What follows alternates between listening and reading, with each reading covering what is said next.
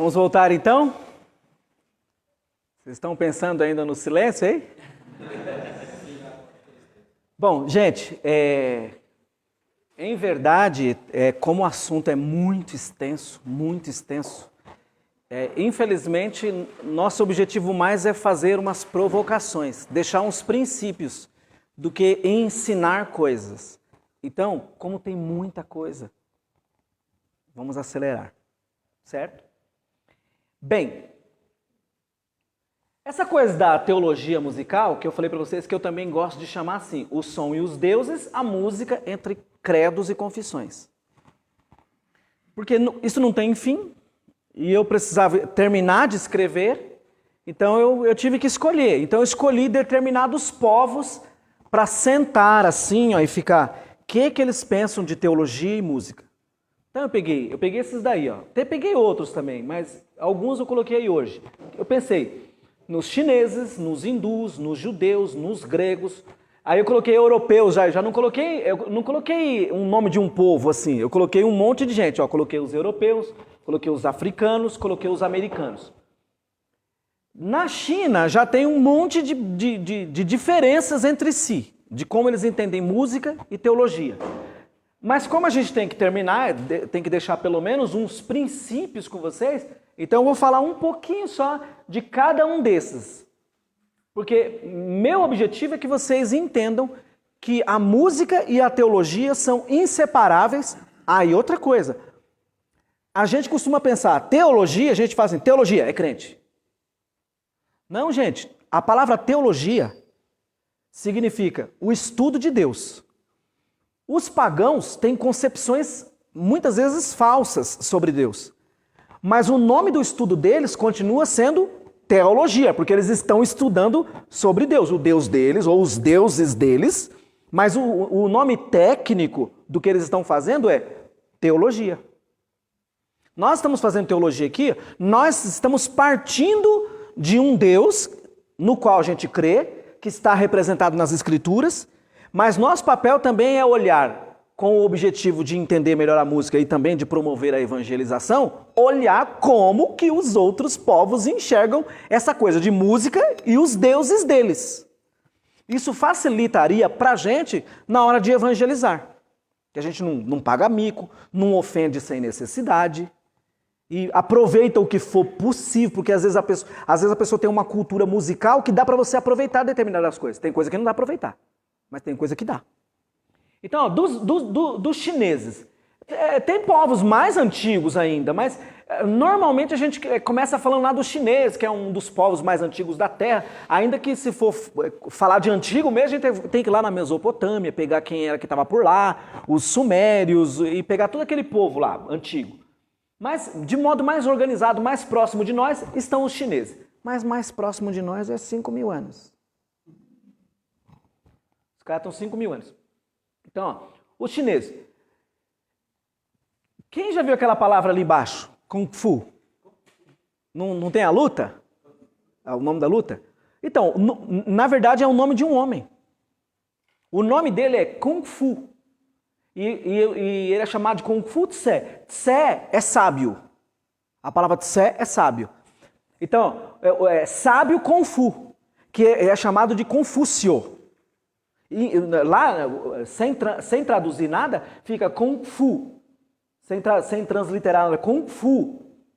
Em português, Confúcio. Se você pegar aí e fizer uma pesquisa assim, ó, música do confucionismo, você vai estudar a vida toda. Então, esse mestre aí, ó, esse Tse Kung Fu, o mestre Kung Fu, ele foi um dos homens que dedicou muitos anos da vida dele só para estudar música e a teologia deles. Olha como a gente não presta atenção que é tudo teologia. Tudo é teologia. Não tem filme antigo assim do tipo assim, ó, o Templo de Shaolin, que é de artes marciais? Peraí, mas a gente falou o templo e não prestou atenção? Você está falando o templo? Então aquele filme não é só uma coisa de cinema, tem uma coisa de religião lá. Ó, o Templo de Shaolin. Então, quem era Shaolin? Shaolin é toda uma tradição de artes marciais, mas não é só de artes marciais, é uma tradição teológica. Porque para eles os movimentos, ó, dança Os movimentos corporais ajudam no entendimento das coisas interiores.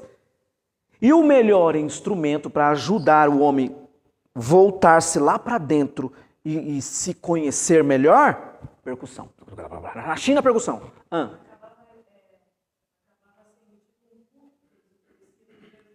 É um culto. As artes marciais, o Kung Fu, por exemplo, na China, hoje no Ocidente está mais desconectado um pouco. Mas na China é religião, é pura religião. É só você ler os documentos. As documentações existem aí. A documentação tem, traduzido para português. Quando você lê, por exemplo, o Tao, tem um livro que chama Tao. Quando você lê o Tao, tem tradução em português, você vende em compra e banca de jornal. Você lê o Tao, você vê que é puríssima teologia. E era um dos livros antigos que era utilizado pelos mestres das artes marciais chinesas. Então a música... Quando você assiste qualquer filme dessa natureza da China, tem sempre um monte de... Tem uns pratos enormes, pendurados, o cara bate... Aí começa os movimentos. Por que o prato? Não, na China... vamos por parte. Olha a frase do Kung Fu. Ele falou muita coisa de música. Mas essa daqui é uma das frases dele que eu mais gosto. Ó. Olha essa frase. Lê essa frase e depois no final você coloca assim, Brasil, e interpreta de novo. Lê, vamos lá. Queres saber da saúde espiritual de um povo? Escute sua música. Agora lembra do Brasil. Doente. O Brasil tá o quê? Doente. Quem falou?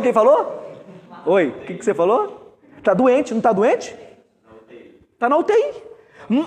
Então, mas olha só, esse cara aqui é de mais ou menos 500 antes de Cristo. 500 antes de Cristo. E olha o que ele tinha falado, ó. Porque se você quiser saber de a saúde de um povo, ele falou assim, ó, se você for procurar uma tribo que você não tem muito contato com ela, quer saber como que está a saúde espiritual daquela tribo? Não converse com ninguém, primeiro fala, onde tem uma casa de música? Ele falava, onde tem uma casa de música? Em tal lugar. Tem um mosteiro que tem uns músicos assim que tocam? Tem. Posso ir lá escutar? Aí ele ia escutar. E quando ele escutava, ele fazia a avaliação dele. Ele falava, vocês estão doentes. Ou falava, vocês estão bem. O Brasil tá bom ou tá ruim?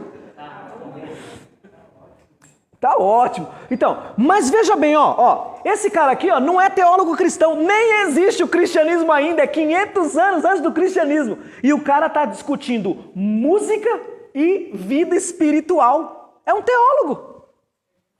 É um teólogo. Bom, como que é? A música chinesa, ela era bastante melódica. Não tem pacote de notas. Tem, gente, tem. Mas como é muito raro nesse momento aqui, então tecnicamente, a gente fala, não, essa música é uma música melódica. A música chinesa é uma música melódica. Só que ao mesmo tempo, ela é uma música percussiva. Se tem um povo que gosta de percussão, é chinês. Aí vamos supor que comece a chegar um grupo muito grande de chineses em Francisco Morato e a gente vai evangelizar. E a gente leva só teclado. E pisa. Os caras vão falar, o que esses caras estão fazendo, mano? O que é isso aí, cara? Se você quiser começar a arrumar um lugarzinho no coração dele, você tem que levar um monte de percussão. Leva uns pratos enormes. Sabe os pratos da bateria? Os chineses, eles não colocam os pratos assim. Eles colocam os pratos pendurados. Eles amarram os pratos e eles batem. E por quê? Para eles, os chineses acreditam piamente na teologia de música deles que o som dos pratos acordam espíritos que protegem nuvens, por exemplo, que protegem a lua. Isso aí da lua tem um monte lá.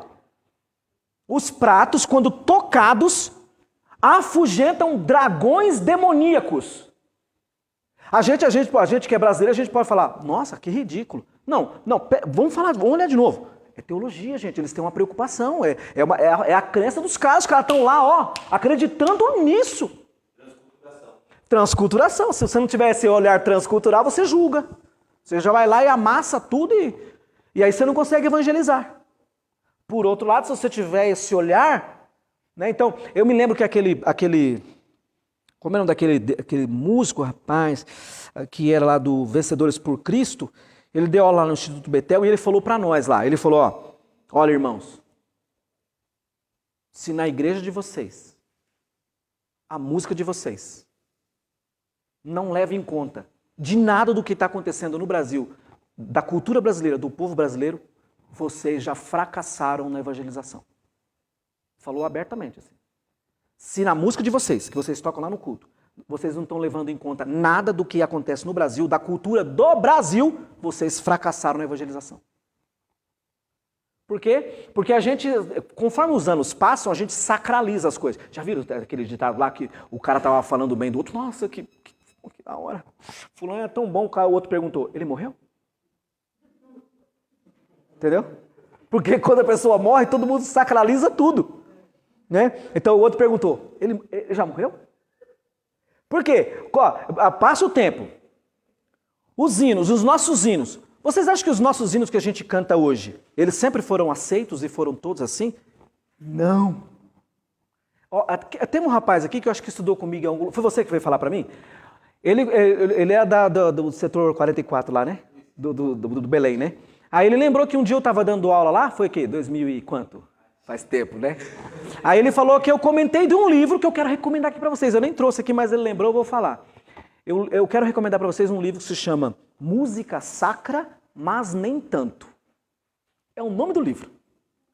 Porque ele só conta a história da teologia e de como foram compostos os hinos de cantor cristão e da harpa cristã.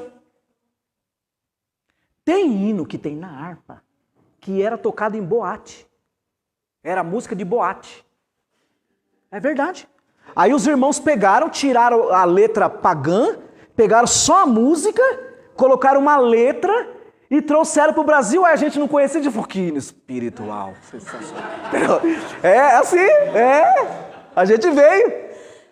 E detalhe, a gente chorou, assim, quando a gente chorou, a gente já se confundiu e falou, o Espírito Santo falou comigo. Pode ser que falou mesmo, eu acredito piamente nisso, gente. Mas muitas vezes é o próprio poder em si da música. Esse é um trabalho que a gente teria que fazer numa outra oportunidade um dia para a gente discutir mais detalhadamente esse negócio aqui. Então, esse música sacra, mas nem tanto, vai falar muito para vocês dessas questões. Então, na música na China é muito percussiva. Tinha a função de harmonizar as potências da terra com o paraíso para favorecer a colheita. Os chineses não tocam nada nesse período aqui sem pensar no cosmo. Tudo que eles tocam, eles estão pensando em harmonizar os homens com o cosmo.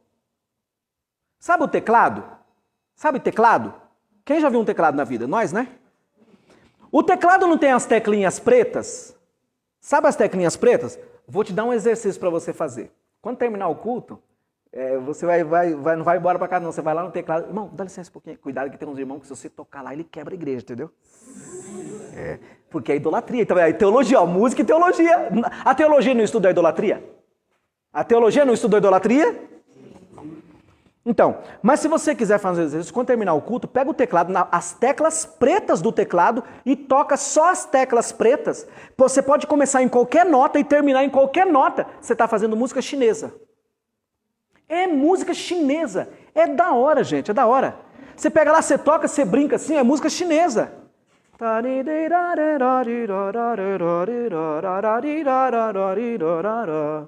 Porque lá faltam umas notas que nós temos hoje em dia no Brasil, nos Estados Unidos, na América. Tem umas notas lá que os chineses não usam.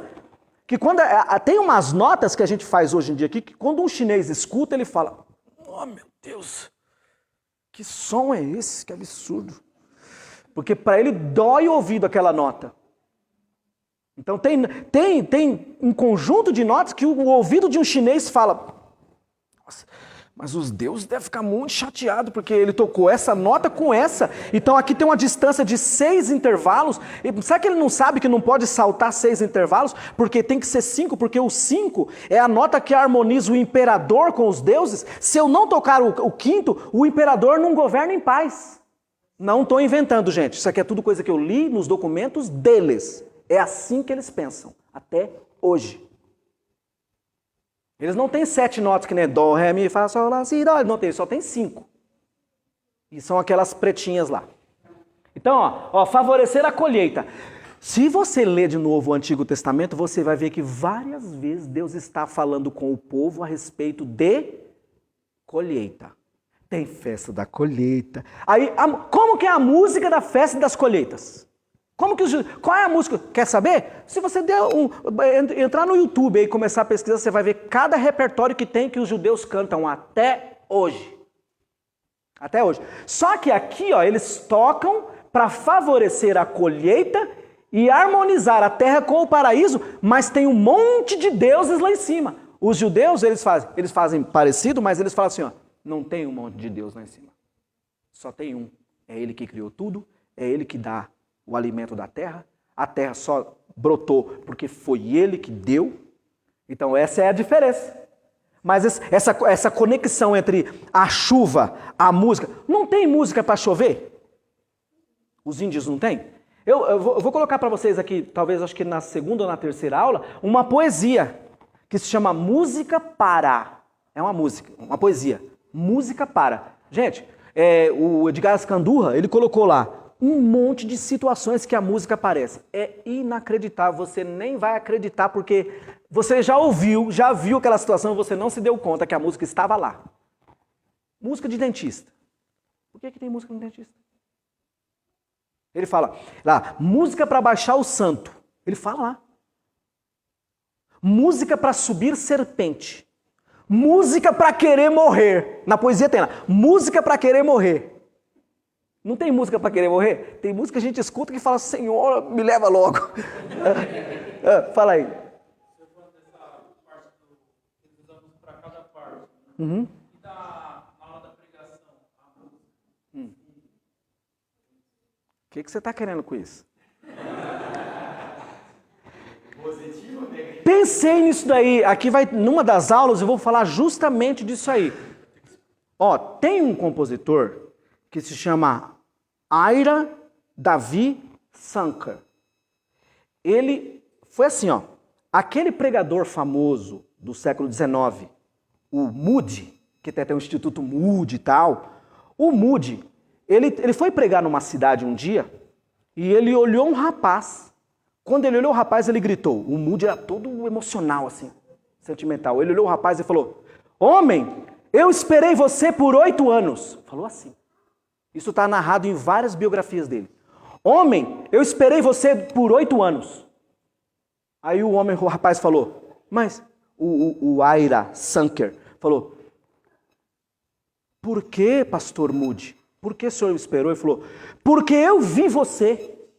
Há 8 anos atrás, Deus me mostrou você e falou, este homem aí, eu enviarei para você, porque ele vai tocar para você quando você for pregar. Não vai ter outra pessoa, ele vai pregar para você quando você for pregar, você vai levá-lo. Aí ele falou, homem, eu vi você. Aí o rapaz falou, pastor, eu sou funcionário público, eu tenho família. Ele falou, não quero saber, larga tudo e vem tocar para mim. Conclusão, ele largou tudo. E ele foi um dos maiores compositores que tem nos inários, na harpa, cantor cristão. Dá uma olhadinha, quando você olha lá, Ira David Sankar é o homem que tocava junto com o Moody. Aí, ó, eu não sei se esse é o objetivo da sua pergunta, mas ó, o John Wesley tinha uma pessoa que tocava com ele. As duplas, essa coisa de um pregador e um instrumentista, isso daí, ó, é antigo. Lá no livro dos Reis já tem essa questão. Que o profeta Eliseu, para profetizar, ele falou, era isso que você ia comentar? Então ele falou, me traga um tangedor, que aí eu profetizo. Ele estava chateado, o profeta. Aí ele falou, ele estava chateado. Porque ele estava assim, ele falou, os caras falaram, profetiza. Ele falou, que profetizar? Vocês são tudo desviados, vocês não querem saber de Deus, agora quer que o profeta profetize? Aí depois ele falou, não, tá bom. Então me traga um tangedor. Aí levaram o tangedor para ele. Aí a pergunta porque o texto não diz, mas a gente pode imaginar. A pergunta, por que o tangedor foi tocar para ele? O tangedor, por acaso, foi abrir para ele o mundo espiritual? A música tem esse poder? Fala aí, o que você quer falar? Uhum. Chamava Davi para tocar. Uhum. E dentro de casa de saúde. Uhum. Dentro dessa colocação dele, pode ser que quando um pastor ou um pregador está ministrando, um músico tocando, será que ele está permeando nas regiões celestiais como nos espíritos? Eu acredito perfeitamente nisso aí. Eu tenho várias experiências pessoais para concordar. Eu sou uma das pessoas que mais discorda disso. Mas eu sou uma pessoa, eu acho que eu sou um dos que mais defende isso aí. Por quê? Porque não sei se é esse o objetivo da sua pergunta, porque como estão acontecendo uns certos excessos, a gente tem que ter esse olhar duplo, assim, ó. Então, por exemplo, eu concordo muito com isso aí. Primeiro que está lá, Davi tocou e o espírito mau ia embora do cara. Nesse livro aí que eu escrevi, eu discuti, tem um capítulo que eu discuti esse negócio aí. E o pessoal tem usado isso em musicoterapia, etc. Mas olha só, observe. O que tinha no som? O que tinha no som de Davi? Devia ter alguma coisa. Não era... Porque assim, os judeus, como esses povos todos, eles sabem que o som não é só o som, assim, blá, não é só o som. O som, quando você toca, você interfere nessa região que a gente não vê, essa região sobrenatural. E, gente, eu tenho exemplo para contar, gente. Ó, um dia nós fomos numa igreja, estava eu, meus irmãos, tinha um irmão que tocava com a gente foi numa igreja. Convidaram a gente para cantar. Eu ia pregar e a gente depois ia cantar. E aí deram oportunidade para a gente, aí eu chamei meus irmãos, o irmão que tocava com a gente, chamou, irmãos, já podem vir, nós vamos cantar. E aí quando a gente começou a fazer uma introdução da música, adivinha? Uma pessoa caiu possessa lá. E não foi bonito de ver, não. E é interessante demais, porque assim, ó, ninguém falou nada. Nós começamos a tocar. A gente só começou. Aí nós vamos entrar em outras questões que envolvem perguntas como que a vida espiritual do ministro interfere na sua música.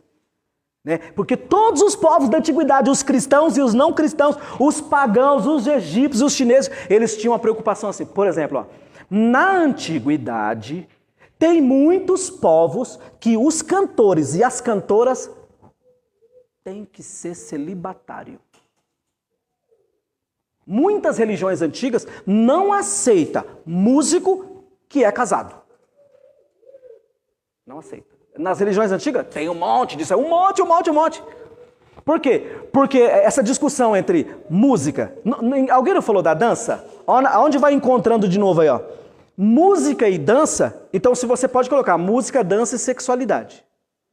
Porque são inseparáveis. Porque os teólogos antigos das várias religiões, do judaísmo, do cristianismo, sempre olhavam e falavam, essa dança aí já está sexualizada. Porque é um pulo. A dança, a dança tem essa virtude. E esse desvirtuamento também, num segundo, vira uma outra coisa que não tem nada a ver. Então, eu acho que era mais ou menos aí o caminho que você queria falar? Fala.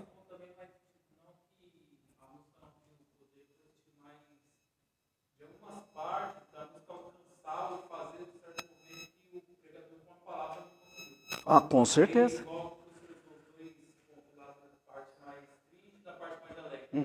Usar dessa parte para trazer um efeito a qual a pessoa está com a responsabilidade da palavra não teve ali. Muito bem, então, todo mundo que estuda esse negócio das famosas duplas da música sacra cristã, esse é um assunto, gente. Se você pesquisar duplas famosas na teologia cristã, de músico e pregador, tá assim de dupla, ó. O John Wesley e o irmão dele, o Charles Wesley. O Charles Wesley deixou 6.000 hinos. Então, essa coisa a sua pergunta é bem elaborada. A pergunta dele é bem elaborada, porque assim, ó, tem um tipo de sintonia muito fina que o músico tem com o pregador, que é além das palavras. Não tem como eu sentar e combinar com você. É uma coisa assim, ó, que é uma sintonia entre eu e você. Por isso que tem, em alguns lugares a gente tem visto, às vezes a gente fica até escandalizado, mas tem pregador que não aceita que toque para ele, a não ser quem ele conhece. Vocês não vão contar para ninguém, não? Eu sou um. Eu acho que atrapalha. Por que você entende assim? Porque fica, às vezes fica mais alto lá do que o pastor falando. E aí não consigo, fica atrapalhando, fica incomodando. Eu particularmente. São duas vozes. Então, ó, vamos por parte. Vamos por parte, ó. O catolicismo romano discutiu isso aí a fundo, gente, assim, ó, é muita coisa. O catolicismo romano detesta. No catolicismo romano, para eles é um absurdo que um pregador vá pregar e alguém vai tocar para ele. Porque para eles, o catolicismo entende, são duas vozes juntas. E se você, é como se, para eles, na argumentação deles, se você vai falar em cima de outro falando ao mesmo tempo, como que vai ser entendido? Então, o catolicismo e parte do protestantismo que aceitou essa argumentação católica, não aceita. Não aceita. Por quê? Porque realmente tem se você não souber fazer, tem um conflito constante. Sabe a sintonia fina que eu estou falando? Por que eu acredito que é possível? Eu faço isso. Eu faço isso com o meu irmão. Em muitas ocasiões, eu que sou o ministro, entendeu? De música. Então, o meu irmão vai pregar e às vezes ele me chama. E meu irmão não tem muito esse costume, mas às vezes ele me chama. Mas é assim, ó, é exatamente o que ela falou. Você tem que ter realmente sintonia espiritual com aquele pregador. Você não pode estar em desarmonia com aquele pregador. Você tem que entender o seu papel, que o seu papel é em segundo lugar e não em primeiro, porque o som, do nada que você subiu o volume, você chama a plateia para você. E aí a palavra já era. E a palavra, e é assim, gente, ó, Jesus vai preparar um dia que a gente pode discutir isso aí. Que essas coisas de razão e emoção ao mesmo tempo, vira uma espécie de duas cordas, quando a gente faz assim, ó, duas pessoas, e essas duas cordas, elas não têm aquelas ondas simétricas, então vira uma confusão que você não entende. E tem mais, tem umas coisas tipo assim, ó, um dia nós fomos num evento cristão, estava cheio de gente lá, e aí eu tinha ensaiado, fomos em 3, eu, o Samuel e o meu irmão Oséias. Então a gente foi convidado e a gente foi cantar uma música que era a música do Samuel. Uma música bonita assim, então, uma música nova e tal. Fizemos arranjo, tudo bonitinho, beleza, estava tudo do jeito que a gente quis. Trabalhamos 2 ou 3 meses. Aí no culto, na hora que a gente foi cantar, apareceu um irmão, pegou o teclado e tocou num volume nas alturas, estragou todo o trabalho de 3, 4 meses de ensaio. Que eu tive que fazer, sabe o quê? E eu não sou essa pessoa, eu não tenho essa coragem. Não tenho a cara de pau. Coragem eu tenho, não tenho essa cara de pau. Aí eu tive que fazer o quê? Aguentei tudinho, e aí chamei uma irmã da igreja que eu conhecia e falei, vai lá e fala pro irmão, por favor, não tocar na próxima. Eram 2 músicas, porque ele acabou com tudo. Acabou com tudo. Todo o trabalho que a gente fez, virou pó. Professor, às vezes a igreja está até naquela harmonia. Uhum. E aí acaba virando uma bagunça, em vez de ser uma coisa assim, organizada, tudo acaba virando bagunça, e no qual as pessoas que estavam em toda reverência, enfim. Você falou a palavra que eu tenho usado muito. Questões de reverência. Isso é muito sério. Ó, na verdade, para falar bem sincero para vocês, nós estamos precisando ler mais discussões de música do catolicismo. Porque isso aí, tudo que a gente está discutindo agora aqui, ele já pensa... Gente, tem documento do século V. Do século V. Tem documento, você procura Papa Gregório. Põe assim, ó, música Papa Gregório. Vai vir tanta coisa, você não vai parar mais de estudar, de tanta coisa que ele pensou, que ele discutiu, que ele falou, irmãos, ó, no culto tem que tomar cuidado com isso, blá, blá, blá. Olha, a palavra tem uma certa força. E para eles, porque como para eles valorizavam a coisa da poesia, e Jesus é a palavra, então a música, a palavra é o mais importante. Eles eram de tal maneira que se você fosse cantar, e você prestasse mais atenção no som do que nas palavras, você já estava em pecado.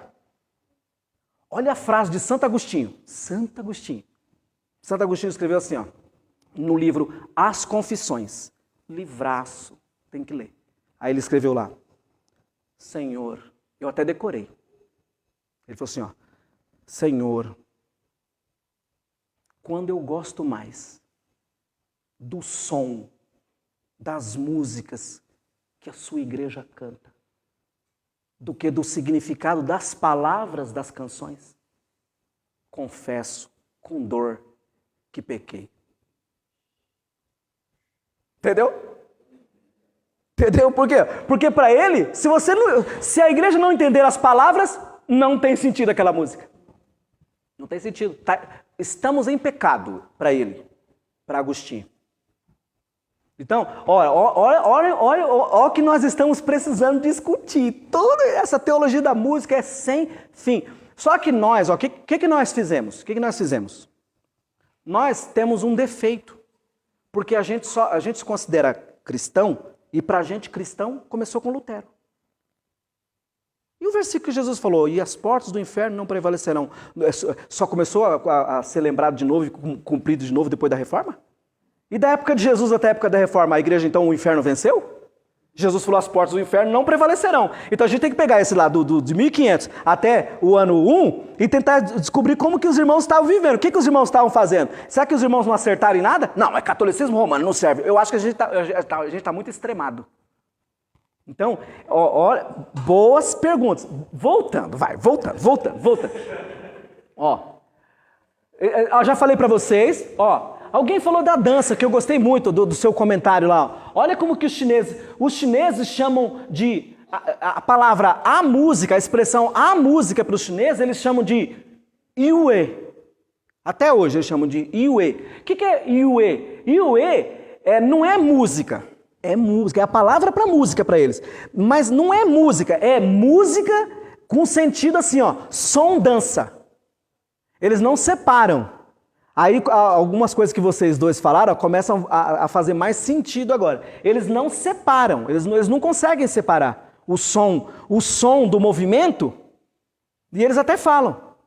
Lá no século XIX tem um cara que pensou muito nisso, chamado Théophile de Gautier. Ele falou, a música é o ritmo que a gente consegue ver quando alguém dança. Então, quando a gente vê alguém dançando, ele falou, você está vendo aquela pessoa dançando? Aquilo ali, a dança ali não existe ainda, aquilo ali é o ritmo. É que o ritmo, quando dança, eu vejo o ritmo. Eu vejo o ritmo. Então, olha o que eles falam, sem Yue não há cerimônia. Isso aqui é da teologia deles, é um centro da teologia deles.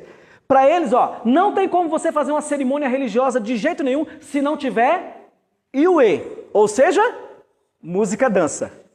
Música, dança. Música, dança. Aí aí agora vou criticar o catolicismo. Aí a gente, influenciado pelo catolicismo, a gente até hoje não aceita bem as pessoas que dançam na igreja. A gente fala mal, a gente critica, a gente zomba, a gente fala que essas irmãs são todas desviadas. Olha só, as barriguinhas de fora, que desgraça. A gente só fala isso. A gente não, é sério, gente, a gente brinca assim, mas é sério, eu ouço essas frases, eu sou filho de pastor, eu ouvi muita coisa.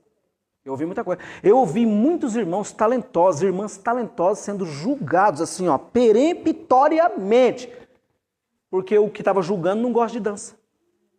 Então falou, tudo de diabo, sério, tudo carne, tudo carne. Olha a barriga de fora, entendeu? Olha o que eles falam na cultura chinesa. Na dinastia Shang, porque eles têm as dinastias. Dinastia é um período que aquela família governou. A dinastia Shang, que é do século XVI ao século XI a.C., na dinastia Shang, a dança, música e liturgia alimentavam uma teologia mágica em favor da ordem cósmica, natureza e política. Então, eles chamavam, na dinastia Shang, todos os teólogos, as pessoas da sociedade falavam, tudo que vocês forem fazer, crianças, quando vocês forem fazer o trabalho para os deuses, você tem que lembrar que esse Yue é o centro da nossa bruxaria. Por quê? A gente que é cristão evangélico fala bruxaria. Meu Senhor, bruxaria. E é mesmo, é coisa de Satanás mesmo. Beleza. Mas peraí, como a gente está falando tecnicamente aqui, vamos pensar. O que é a bruxaria? Se você pegar lá documentos da bruxaria, das seitas da bruxaria, e se você pega lá, o que é a bruxaria? Então, eles normalmente respondem assim, ó, bruxaria é quando você pega um objeto físico, e dá um significado para ele dentro de uma situação religiosa, para que aquele objeto ajude você a entrar em contato com o sobrenatural. Então, para eles, bruxaria é todo objeto que você pega e você utiliza aquele objeto para entrar em contato com o sobrenatural. Já na China antiga, eles tinham percebido que se tem um que pode... a sua pergunta. Se tem um objeto, ou um ente, vou falar um ente. Se tem um ente que consegue sair do mundo material para o mundo espiritual, esse é a música. Aí os chineses são mais elaborados ainda. Porque eles falam, mas música para nós é música e dança. Então, para eles se entregam mesmo, os caras dançam mesmo, porque para eles, quanto mais fizer, a gente vai entrar no mundo espiritual. Um jeito de entrar no mundo espiritual é som, tem que ter som. Tem que ter som. Tem que ter som. Se você errar o ponto em algumas cerimônias de candomblé, tem o orixá que pune o ogã. Se você errar o ponto, o orixá pune. Você errou o ponto. Você não se prepara não para a cerimônia? É assim. Ó, eu já falei isso aqui para vocês. Música hindu, pra gente terminar. Davi, aquele relógio tá parado, cara. Tá parado, eu tô com medo. Tá bom, desculpa, gente. Música hindu. Na música hindu. A música hindu, gente, a música hindu, não vou ter que ficar muito tempo aqui para falar. Porque a música hindu os historiadores da música falam o seguinte, o hinduísmo é a religião mais musical da Terra. Tudo é música, na teologia deles, tudo. O nome do livro sagrado deles é Bhagavad Gita. Bhagavad Gita tem o sentido de o canto do Senhor. Qual Senhor? O Krishna. Tudo para eles é teologia. Não, eles não pensam nada. As melodias, as escalas deles, que eles chamam de os ragas são manifestações das divindades. Os espíritos, que eles acreditam em milhares de espíritos, os espíritos falam por meio dos músicos ensinando escalas para eles. E os músicos cantam as escalas com muita percussão, também na Índia tem muita percussão, gente. Eles sentam no chão e tocam. Não tem cerimônia de yoga, a não ser alguns tipos de yoga que pede o silêncio. Não tem cerimônia sem música.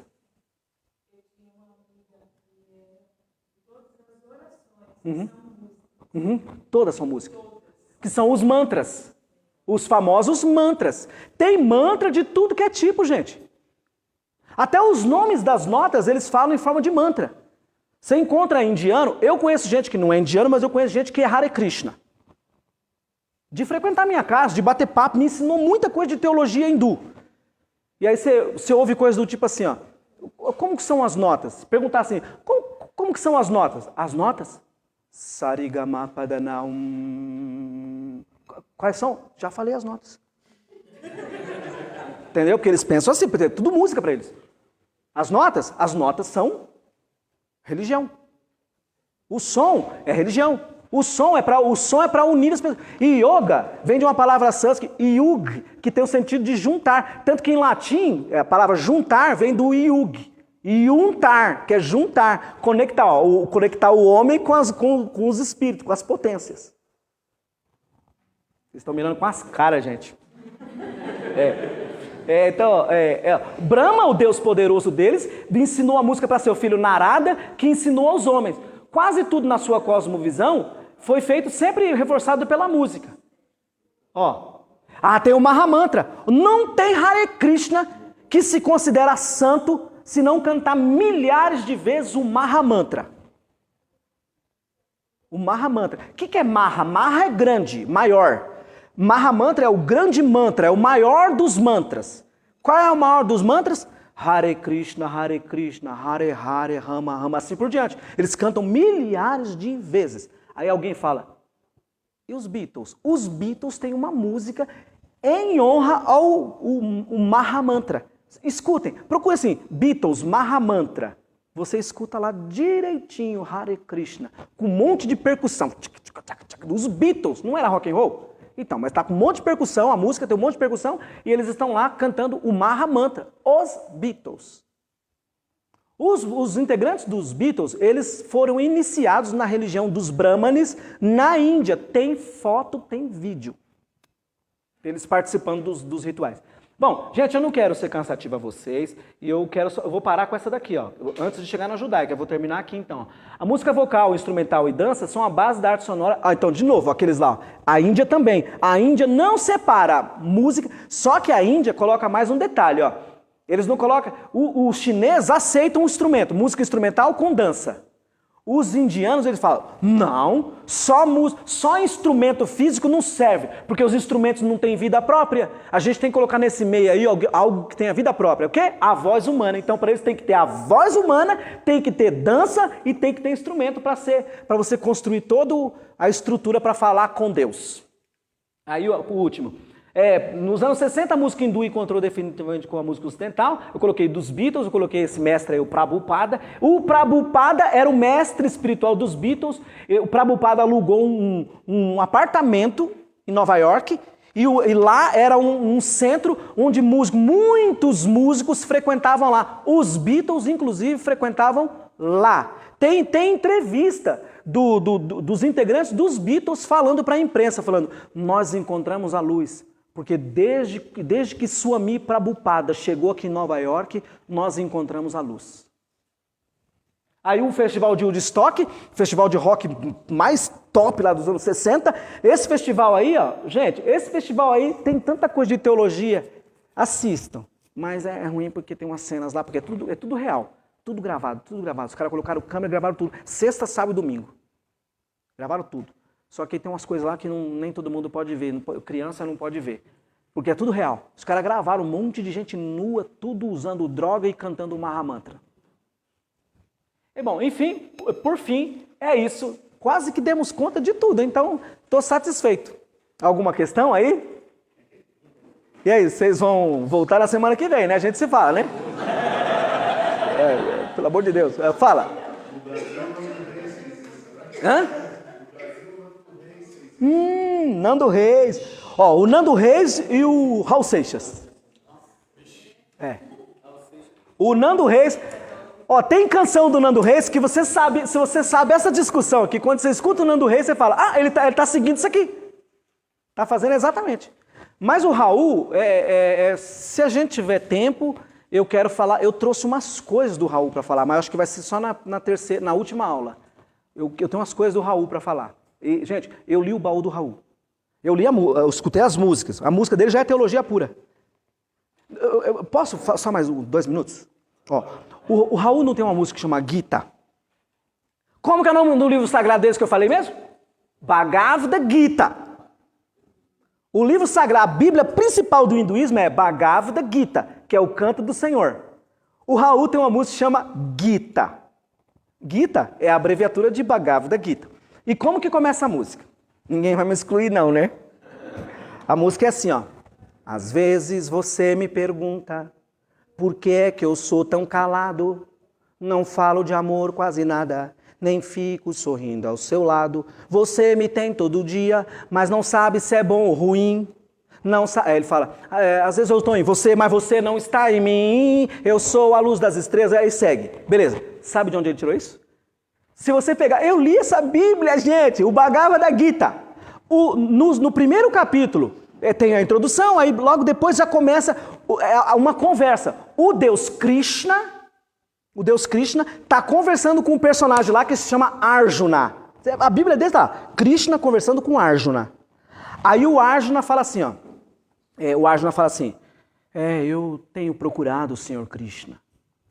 Tenho tentado te encontrar e eu ando vazio. Aí logo depois o Krishna responde. O Krishna fala, às vezes você me pergunta, por que é que eu estou em silêncio, tão calado? Mas você não percebe que às vezes eu estou em você, mas você não está em mim? Você disse que nunca me viu? Ó, então deixa eu te contar. Eu sou a luz das estrelas. Eu sou a cor do luar.